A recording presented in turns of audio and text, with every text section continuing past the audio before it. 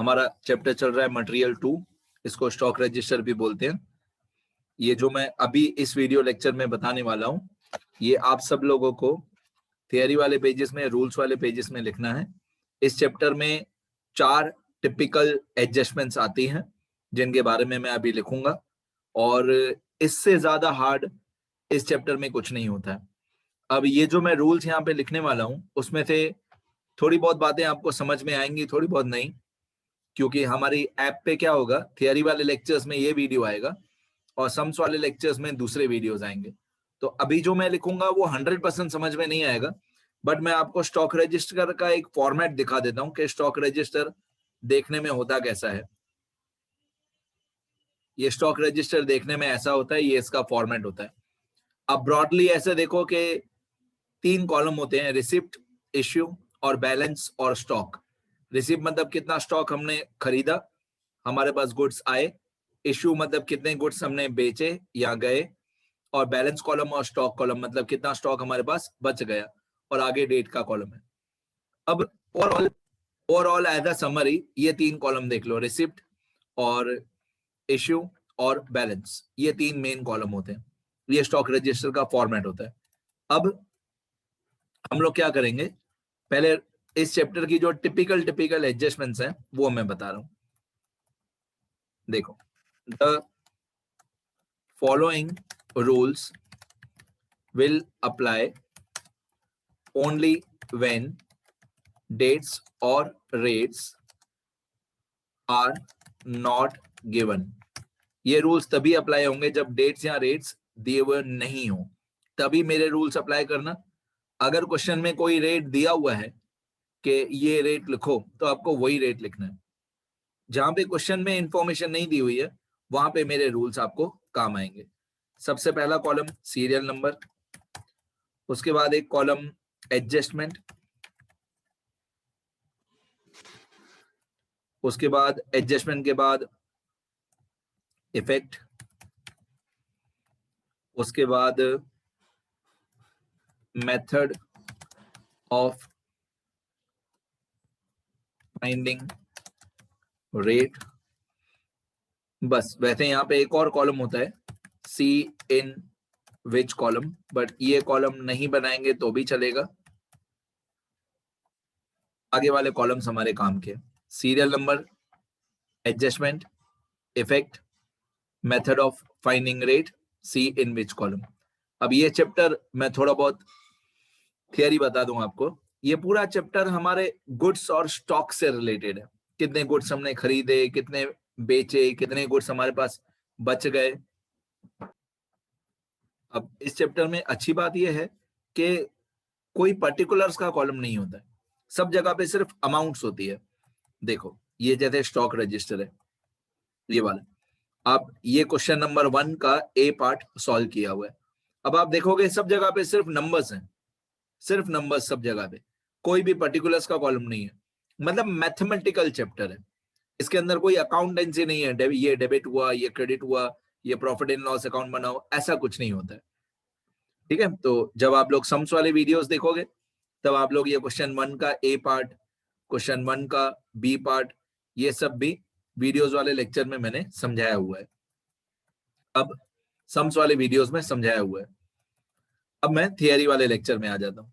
Theory वाले lecture में ये सीरियल नंबर, मैं इस टेबल में, इस शेड्यूल में आपको कुछ इंपॉर्टेंट एडजस्टमेंट्स बताने वाला हूं, जो इस चैप्टर में बहुत काम आएंगे आपको। Serial number, adjustment, effect, method of finding rate और सी इन विच कॉलम। अब जो क्वेश्चन 1A 1B है, उसमें कोई टिपिकल एडजस्टमेंट नहीं था, लेकिन ये टिपिकल एडजस्टमेंट्स धीरे धीरे करके आएंगे।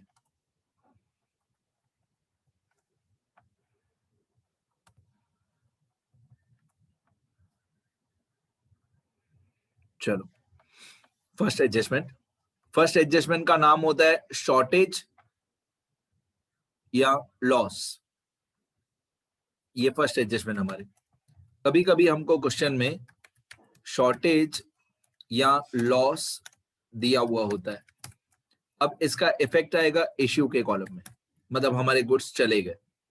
तो ये क्वेश्चन में दिया होगा एडजस्टमेंट, और क्वेश्चन ये क्वेश्चन में दिया हुआ होगा कि मान लो हमारे 10 यूनिट्स का शॉर्टेज हो गया या लॉस हो गया ड्यू टू एनी रीजन, तो इसका इफेक्ट हम लोग लिखेंगे इश्यू के कॉलम में कि 10 यूनिट्स हमारे चले गए। मेथड ऑफ फाइंडिंग रेट यहाँ पे आएगा एज पर मेथड। अब इस चैप्टर में बहुत सारे मेथड्स होते हैं, FIFO, LIFO, simple average method, weighted average method, base price method, तो ऐसे बहुत सारे मेथड्स होते हैं इस चैप्टर में। तो इस शॉर्टेज का जो रेट होगा, रेट पर यूनिट, वो कैसे फाइंड आउट होगा? As per method. मतलब अगर फीफो मेथड चल रहा है तो रेट फीफो मेथड के हिसाब से ही फाइंड आउट करो, लीफो चल रहा है तो लीफो मेथड के हिसाब से, वेटेड एवरेज चल रहा है तो वेटेड एवरेज मेथड के हिसाब से, जो मेथड हमारा पर्टिकुलर उस क्वेश्चन में चल रहा होगा वही मेथड के हिसाब से आपको रेट फाइंड आउट करना है। इसलिए यहाँ पे लिखा हुआ है एज पर मेथड। अब see in which column balance और स्टॉक कॉलम आपको यहाँ पे काम आएगा रेट फाइंड आउट करने के लिए। आपको रेट फाइंड आउट करने के लिए बैलेंस कॉलम या स्टॉक कॉलम काम आएगा। ठीक है, ओके।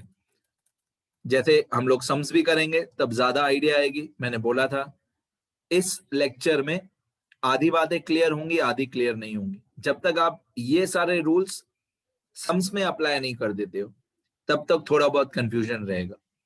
तो ये लिखना जरूर इस लेक्चर में जो भी सारे नोट्स मैंने बताए, और धीरे धीरे आपको सम्स के साथ में जैसे ही प्रैक्टिकल क्वेश्चंस में ये सारी पॉइंट्स आएंगे तो मैं आपको रिलेट करके बताऊंगा कि देखो मैंने बोला था कि शॉर्टेज में रेट लेना है एज पर मेथड, तब मैं रिलेट करके नंबर्स के साथ बताऊंगा तो ज्यादा मजा आएगा। इसके बाद होता है एक्सेस और गेन, मतलब कभी कभी स्टॉक हमारा ज्यादा निकल जाता है, जितना हमने सोचा था उससे ज्यादा, तो ये आता है रिसिप्ट के कॉलम में।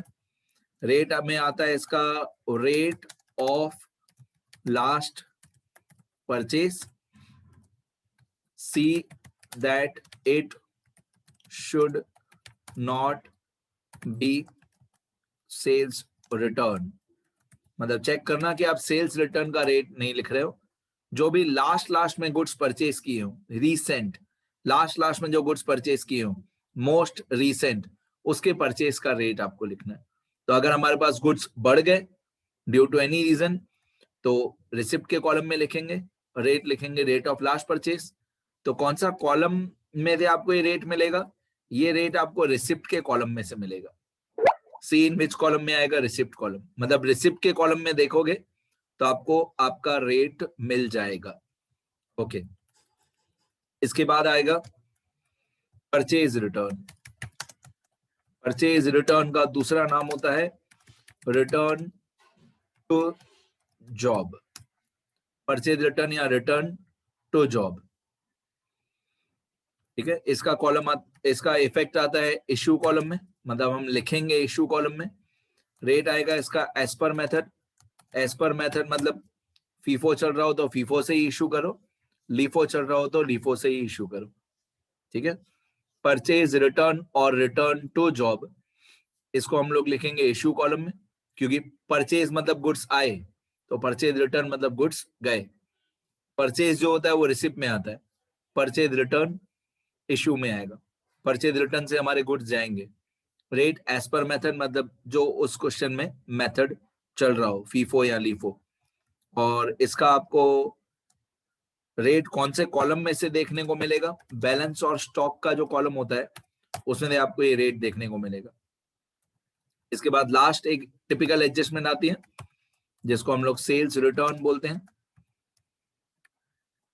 ये थोड़ा टिपिकल होता है सेल्स रिटर्न, ये परफेक्टली नंबर्स के साथ ही समझ में आएगा।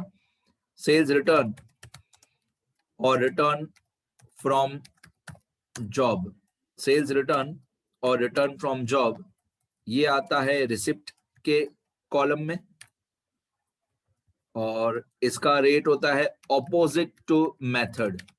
ऑपोजिट टू मेथड मतलब फीफो में क्या होता है? First in first out. FIFO का फुल फॉर्म होता है फर्स्ट इन फर्स्ट आउट। फिर लीफो, लीफो का फुल फॉर्म होता है लास्ट इन फर्स्ट आउट।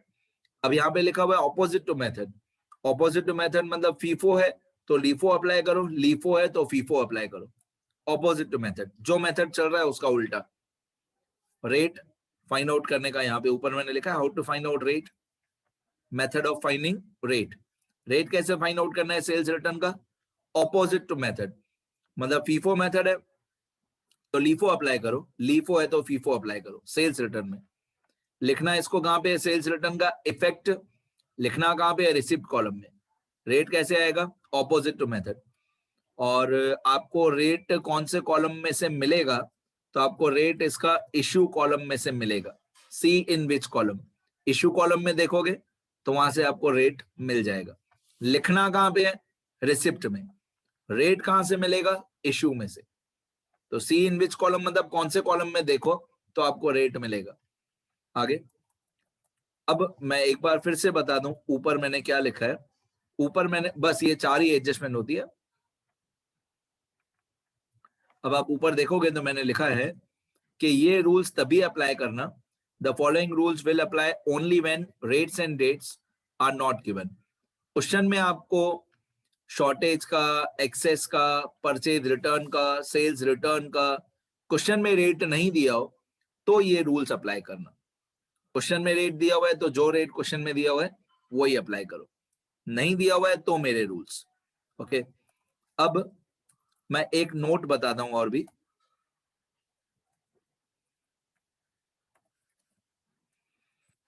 एक नोट यहां पे मैं बताता हूं, अगर कभी ऐसी कोई एडजस्टमेंट दी हो, एक एग्जांपल बताता हूं, एक एडजस्टमेंट का एग्जांपल बताता हूं। 20 units were transferred from job number 29 to job number 31 on कोई भी डेट मान लो 20 अक्टूबर 2022। अब 20 units were transferred from job number 29 to job number 31 on 20 अक्टूबर 2022। अगर ऐसा आपका क्वेश्चन आता है, अगर ये क्वेश्चन में एडजस्टमेंट में दिया हुआ हो, ऐसा क्वेश्चन हो या एडजस्टमेंट हो, तो इसका आंसर होगा नो एंट्री या नो इफेक्ट। इसका आपको कोई भी इफेक्ट यहाँ एंट्री नहीं करनी है, क्योंकि जॉब नंबर 29 भी हमारी फैक्ट्री का ही है, जॉब नंबर 31 भी हमारी फैक्ट्री का ही है। तो हमारी फैक्ट्री के एक प्रोसेस से दूसरे प्रोसेस में गुड्स ट्रांसफर हुए, उसका कोई भी इफेक्ट नहीं होता है। तो इस एडजस्टमेंट की नो एंट्री होगी। अगर कभी ऐसी एडजस्टमेंट आए job number dash to job number dash, यहाँ पे जॉब नंबर 29 हो या कोई भी जॉब नंबर हो, मैं डैश डैश कर देता हूँ, from job number dash dash to job number dash dash, 20 units were transferred from this job number to this job number, इसकी कोई भी एंट्री नहीं होती है, नो एंट्री। ठीक है, ये आप लोगों को लिखना है थियरी वाले पेजेस में। चैप्टर का नाम आप मटेरियल 2 बोलोगे तो भी चलेगा, स्टॉक रजिस्टर बोलोगे तो भी चलेगा, एक ही बात है।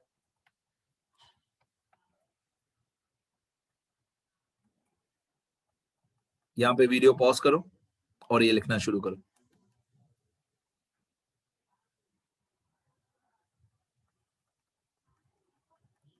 फिर यहाँ पे वीडियो पॉज करो और ये लिख लो सारा। ठीक है बेटा, मिलते हैं नेक्स्ट वीडियो में। इतना लिखना सब लोग पक्का।